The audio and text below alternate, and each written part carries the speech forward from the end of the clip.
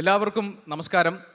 ഈ സദസ്സ് കാണുമ്പോൾ സത്യത്തിൽ അങ്ങേയറ്റം സന്തോഷമുണ്ട്, ഒരു നിറഞ്ഞ സദസ്സ് കാണുമ്പോൾ. കാരണം SKN 40 വർഷത്തെ മാധ്യമ പ്രവർത്തനം അടയാളപ്പെടുത്തുന്ന ഈ സന്ദർഭത്തിൽ അത് കേരളത്തെ മുഴുവൻ ബാധിക്കുന്ന ഒരു വലിയ സാമൂഹിക തിന്മയ്ക്കെതിരെ, ഒരു വലിയ പ്രശ്നത്തിനെതിരെ നമ്മളെല്ലാവരും ഒരുമിച്ച് ഒരു കൂട്ടായ്മയായി നിന്നുകൊണ്ട് ഇടപെടൽ നടത്തേണ്ട സമയമാണ്. അങ്ങനെയാണ് ഒരു ഉത്തരവാദിത്തപ്പെട്ട മാധ്യമ പ്രവർത്തനം, ഒരു റെസ്പോൺസിബിൾ ജേർണലിസം നമ്മൾ നടത്തേണ്ടത്. അത് ഓർമ്മപ്പെടുത്തുന്നു SKN 40 നമ്മൾ അരുത് അക്രമം, അരുത് ലഹരി എന്ന മുദ്രാവാക്യവുമായി കേരളത്തിലുടനീളം, കേരളത്തിലെ ഗ്രാമാന്തരങ്ങളിലൂടെ, കേരളത്തിലെ നഗരവീഥികളിലൂടെ ഈ പുതുതലമുറയെ നമുക്ക് ലഹരിയുടെ പിടിയിൽ നിന്ന് രക്ഷപ്പെടുത്താൻ വേണ്ടി നമ്മൾ നടത്തുന്ന നീക്കങ്ങൾക്ക് നിങ്ങൾ നൽകുന്ന പിന്തുണയാണ്, നിങ്ങൾ നൽകുന്ന സ്നേഹത്തോടു കൂടിയുള്ള കരുതലും പിന്തുണയുമാണ് ഈ നിറഞ്ഞ സാന്നിധ്യം. കേരളത്തിലുടനീളമുള്ള യാത്രയിൽ അമ്മമാരും രക്ഷിതാക്കളും സഹോദരങ്ങളും ഒക്കെ 24 നടത്തുന്ന ഈ ജനകീയ പ്രതിരോധ കൂട്ടായ്മയിൽ, ഈ സഞ്ചാരത്തിൽ ഞങ്ങൾക്കൊപ്പം ഉണ്ടാകും എന്ന് ഞങ്ങൾ ഓർമ്മപ്പെടുത്തുന്നുണ്ട്. ഞങ്ങൾക്ക് ആ ഒരു ആത്മവിശ്വാസം നൽകുന്നുണ്ട് നിങ്ങളുടെ സാന്നിധ്യം. അതുകൊണ്ട് ഇതിൻ്റെ ഉദ്ഘാടന വേദിയിലേക്ക് ഒരിക്കൽ കൂടി എല്ലാവരെയും ഞങ്ങൾ ഹൃദയപൂർവ്വം സ്വാഗതം ചെയ്യുകയാണ്. നമുക്കറിയാം, കേരളത്തിൽ ഈ അടുത്ത കാലത്ത് നമ്മുടെ ഏറ്റവും വലിയ മഹാവിപത്തായി ലഹരിയുടെ വ്യാപനം മാറിയിട്ടുണ്ട്. കൊച്ചുകുട്ടികൾ, സ്കൂൾ വിദ്യാർത്ഥികൾ, അതോടൊപ്പം തന്നെ യുവാക്കളൊക്കെ തന്നെ ലഹരിക്ക് അടിമപ്പെടുകയും വലിയ അതിക്രമങ്ങളിലേക്ക് അവർ കടക്കുകയും ചെയ്യുന്നതാണ് സമീപകാലത്ത് കേരളത്തിൽ കണ്ട മുഴുവൻ സംഭവങ്ങളും പരിശോധിച്ചാൽ നമുക്ക് മനസ്സിലാക്കാൻ കഴിയും. അപ്പോൾ ഇതിനെതിരെ ഒറ്റക്കെട്ടായി പൊരുതുക എന്നതാണ് നമ്മുടെ ലക്ഷ്യം. അതിനു വേണ്ടിയിട്ടുള്ള ശ്രമമാണ്, അതിനുവേണ്ടിയുള്ള തുടക്കമാണ് 24 നടത്തുന്നത്. അതിലേക്ക് നമ്മളെല്ലാവരും കൈകോർത്ത് നിന്നുകൊണ്ട് വേണം അതിലേക്ക് നമ്മൾ കടക്കാൻ. ഈ അടുത്ത കാലത്ത്, അല്ലെ വിജയകുമാർ, ഈ അടുത്ത കാലത്തെ പല അതിക്രമങ്ങളും ലഹരിയുടെ പിടിയിലാണ് സംഭവിച്ചിരിക്കുന്നത്. യഥാർത്ഥത്തിൽ ഈ വർഷം തുടങ്ങിയത് തന്നെ തൃശ്ശൂരിൽ ഒരു ക്രൂര കൊലപാതകം അത് കണ്ടുകൊണ്ടാണ്. യഥാർത്ഥത്തിൽ നമ്മൾ ആ കൊലപാതകത്തെ പറ്റി, ആ ദുരന്തത്തെ പറ്റി ഇവിടെ പറയുന്നത് ഇത്തരമൊരു വേദിയിൽ അത്തരമൊരു കാര്യം പറയേണ്ടതുണ്ടോ എന്നൊരു പക്ഷേ എല്ലാവരും ആലോചിച്ചേക്കാം.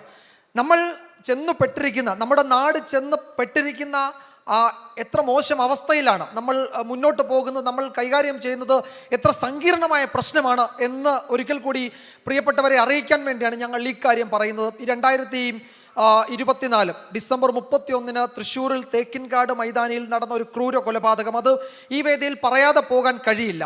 അതിലെ പ്രതി നമ്മളൊക്കെ നടുങ്ങി ആ വാർത്ത കണ്ടപ്പോൾ 14 വയസ്സുള്ള ഒരു കുട്ടിയായിരുന്നു. 2 പ്രതികളാണുള്ളത്, ഒരു 16-കാരനും ഒരു 14-കാരനും. ഒരു 30 വയസ്സുള്ള ഒരു യുവാവിനെ കുത്തി വീഴ്ത്തിയത് അതിലെ 14 വയസ്സുള്ള ഒരു കുട്ടിയായിരുന്നു. ഒരു പ്രതി എന്ന് പറയാൻ നിയമപരമായി കഴിയില്ല, ഒരു കുട്ടിയായിരുന്നു എന്ന് നമ്മൾ ഓർക്കേണ്ടതുണ്ട്. അപ്പോൾ നമ്മളുടെ നാട് ചെന്നെത്തിയിരിക്കുന്നത് എത്ര സങ്കീർണമായ ഒരവസ്ഥയിലാണ്, എത്ര ഭീതിതമായ ഒരവസ്ഥയിലാണ് എന്ന് കാണിക്കാൻ വേണ്ടി, എന്ന് സൂചിപ്പിക്കാൻ വേണ്ടി ഞങ്ങൾ അന്നത്തെ ആ സംഭവം ഒരിക്കൽ കൂടി പ്രിയപ്പെട്ടവരിലേക്ക് എത്തിക്കുകയാണ്. ആ റിപ്പോർട്ട് കാണാം. 2025 മലയാള നാട് കൺതുറന്നത് തന്നെ ലഹരി കൊലപാതകത്തിന്റെ ഞെട്ടിക്കുന്ന വാർത്ത കേട്ടുകൊണ്ട്. ലോകം പുതുവത്സരാഘോഷത്തിന്റെ ആനന്ദത്തിൽ മുങ്ങിയ രാത്രിയിൽ തൃശൂർ തേക്കിൻകാട് മൈതാനിയിൽ ലഹരി ക്രൂരത ഒരു യുവാവിന്റെ ജീവനെടുത്തു. കൊല്ലപ്പെട്ടത് തൃശൂർ വടക്കേ ബസ് സ്റ്റാൻഡിന് സമീപം താമസിച്ചിരുന്ന ലിവിൻ. പ്രതികൾ 14ഉം 16ഉം വയസ്സുള്ള 2 കുട്ടികൾ. ലഹരി തലക്കി പിടിച്ച 14-കാരൻ കുത്തിവീഴ്ത്തുമ്പോൾ ലിവിന്റെ പ്രായം 30. കൊലപാതകത്തിന് പിന്നാലെ പോയ പോലീസ് അറിഞ്ഞത് ഞെട്ടിക്കുന്ന കഥകൾ. പ്രതികൾ ചെറുപ്രായത്തിലെ സ്ഥിരം പ്രശ്നക്കാർ. ലഹരി ഉപയോഗത്തിനും വിൽപ്പനയ്ക്കും നേരത്തെയും കേസുകൾ.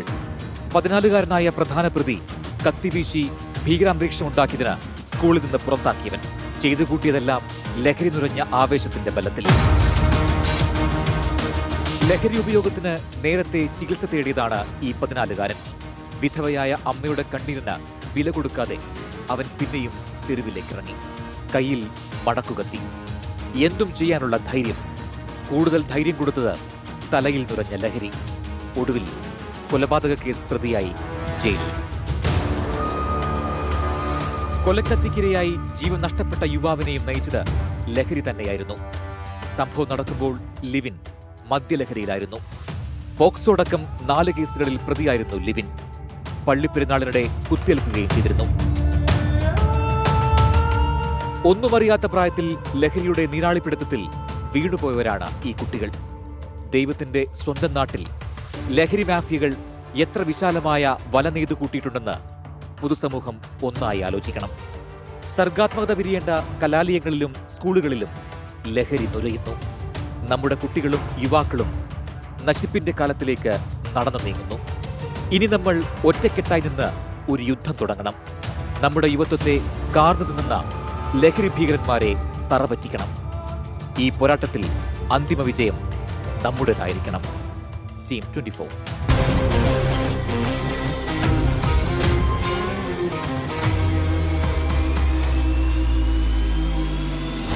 നേരത്തെ വിജയകുമാർ പറഞ്ഞതുപോലെ ഇത്തരം സംഭവങ്ങൾ എന്തിനാണ് ആവർത്തനത്തിൽ കാണിക്കുന്നത്, എന്തിനാണ് ഇത് വീണ്ടും വീണ്ടും കാണിക്കുന്നത് എന്നൊരു ചോദ്യം ഉണ്ടാകും. പലപ്പോഴും അതിക്രമങ്ങളുടെ വാർത്ത വരുമ്പോൾ, ലഹരിയുമായി ബന്ധപ്പെട്ട വാർത്തകൾ വരുമ്പോൾ ഞങ്ങൾക്ക് ധാരാളം പ്രതികരണങ്ങൾ ഉണ്ടാകാറുണ്ട് പ്രേക്ഷകരുടെ ഭാഗത്ത് നിന്ന്. എന്തിനാണ് നിങ്ങൾ വീണ്ടും വീണ്ടും ഇതിനെ പ്രൊമോട്ട് ചെയ്യുന്നത്, ചാനലുകൾ എന്തിനാണ് ഇങ്ങനെ കൊടുക്കുന്നത്, മാധ്യമങ്ങൾ എന്തിനാണ് ഇതിങ്ങനെ പിന്നാലെ ഫോളോ ചെയ്യുന്നത്? അപ്പോൾ നമ്മൾ എത്തിപ്പെട്ടിരിക്കുന്ന ഒരു പ്രതിസന്ധി എന്താണ്, നമ്മുടെ ചുറ്റും നടക്കുന്ന കാര്യങ്ങൾ എന്താണ്, നമ്മുടെ കുട്ടികൾ വിദ്യാലയങ്ങളിൽ പഠിക്കാൻ പോകുമ്പോൾ അവരെ കാത്തിരിക്കുന്ന ചതിക്കുഴികൾ ഉണ്ടോ, നമ്മുടെ ചെറുപ്പക്കാർ, അവർ ഭാവി തലമുറയാണ്, അവരെ അപായപ്പെടുത്തുന്ന ലഹരിയുടെ ചതിവലകൾ നമുക്ക് ചുറ്റുമുണ്ടോ? ഇതിൽ ഒരു ബോധവൽക്കരണം കൂടിയാണ് ഇത്തരം വാർത്തകൾ നിരന്തരം പ്രേക്ഷകരിലേക്ക് എത്തിക്കുന്നതിലൂടെ മാധ്യമങ്ങൾ നിറവേറ്റുന്നൊരു ധർമ്മം. നിങ്ങൾ ഓർക്കുന്നുണ്ടാകും പുതുപ്പാടി സുബൈദ വധം. ഈ ലഹരിക്ക് അടിമപ്പെട്ട ആളുകളുമായി ബന്ധപ്പെട്ട് ഞങ്ങൾ ധാരാളം ചർച്ചകൾ നടത്തിയിട്ടുണ്ട്. അപ്പോൾ മാനസികാരോഗ്യ വിദഗ്ധരുമായി അല്ലാതെ ചർച്ചയ്ക്ക് പുറത്ത് പലപ്പോഴും അവരോട് സംസാരിക്കേണ്ടി വരുമ്പോൾ അവരിൽ പലരും പറഞ്ഞത് ഒരു ആൻറ്റിസിപ്പേറ്ററി റിവെഞ്ച് എന്ന് പറയും. അതായത് ഈ ലഹരിക്ക് അടിമപ്പെട്ട ഒരു ചെറുപ്പക്കാരന് തോന്നുന്നു അയാൾ ആക്രമിക്കപ്പെടാൻ പോവുകയാണ്, അയാൾക്കെതിരെ ആരൊക്കെയോ അയാൾ ആക്രമിക്കാൻ വരുന്നു. ഈ തോന്നലിൽ നിന്ന് അയാൾ പ്രതിരോധിക്കാൻ എന്ന നിലയിൽ മറിച്ച് തിരിച്ചവരെ ആക്രമിക്കുകയാണ്. പലപ്പോഴും വലിയ കൊലപാതകങ്ങളിലേക്കൊക്കെ ചെന്നെത്തുന്ന ലഹരിക്ക് അടിമപ്പെട്ട ചെറുപ്പക്കാർ ചെയ്യുന്ന കാര്യങ്ങൾ അവരുടെ സ്വബോധത്തോടു കൂടിയല്ല, അവർ പലപ്പോഴും അറിയുന്നു പോലുമില്ല അവരാർക്കെതിരെയാണ് അതിക്രമങ്ങൾ നടത്തുന്നതെന്ന്. അങ്ങനെയാണ് അച്ഛനെയും അമ്മയും തിരിച്ചറിയാത്ത, സഹോദരങ്ങളെ തിരിച്ചറിയാതെ അവരെ തലക്കടിച്ചും കൊലപ്പെടുത്തുന്ന ഭീതിതമായ കഥകൾ കേരളത്തിൽ വന്നുകൊണ്ടേയിരിക്കുന്നത്. പുതുപ്പാടി സുബൈദ വധം അതിനൊരു ഉദാഹരണം. അതെ, എനിക്ക് ജന്മം നൽകിയതിനുള്ള ശിക്ഷ എന്നാണ് ഈ ആഷിഖ് എന്ന ഈ 24 വയസ്സുകാരൻ ഈ കേസിന് ശേഷം പോലീസിനോട് മൊഴി നൽകിയത്. അതും ഈ സുബൈദ, നമ്മൾ അറിയേണ്ടത് 24 വയസ്സുള്ള മകൻ്റെ വെട്ടേറ്റാണ് ആ അമ്മ മരിക്കുന്നത്. അതും അവർക്ക് ബ്രെയിൻ ട്യൂമർ സർജറി കഴിഞ്ഞ് വീട്ടിൽ വിശ്രമിക്കുമ്പോഴാണ്. അപ്പോൾ ആഷിഖ് എന്ന മകനെയും സുബൈദ എന്ന അമ്മയെയും ഈ വേദിയിൽ പരാമർശിക്കാതെ നമുക്ക് ഈ ലഹരി വിരുദ്ധ ക്യാമ്പയിൻ തുടങ്ങാൻ കഴിയില്ല. കാരണം നാളെ ആർക്കും എന്തും സംഭവിച്ചേക്കാവുന്ന തരത്തിൽ, ഞാൻ നേരത്തെ പറഞ്ഞ വാക്ക് ഒരിക്കൽ കൂടി ആവർത്തിക്കുന്നു, അത്രത്തോളം സങ്കീർണമാണ് നമ്മളുടെ സാമൂഹ്യ യാഥാർത്ഥ്യം എന്നത് പ്രിയപ്പെട്ടവരെ ഒരിക്കൽ കൂടി ഓർമ്മിപ്പിക്കാനാണ് ഈ റിപ്പോർട്ട് ഞങ്ങൾ വീണ്ടും നൽകുന്നത്. എനിക്ക് ജന്മം നൽകിയതിനുള്ള ശിക്ഷയാണ് ഈ കൊലപാതകം. ലഹരി ഭ്രാന്ത് പിടിപ്പിച്ച മകൻ സ്വന്തം മാതാവിനെ കഴുത്തറത്ത് കൊന്നതിനു ശേഷം പറഞ്ഞ വാക്കുകളാണിത്. അമ്മയെന്നോ ഉറ്റവരെന്നോ ബോധമില്ലാത്ത ചെകുത്താന്മാരായി നമ്മുടെ യുവതലമുറയെ മാറ്റുന്ന ലഹരി വലയത്തിന്റെ ഭീതിതമായ നേർസാക്ഷ്യം. പുതുപ്പാടി സുബൈദ വധക്കേസ്. 24-കാരൻ മകൻ മുഹമ്മദ് ആഷിഖ് പ്രതി.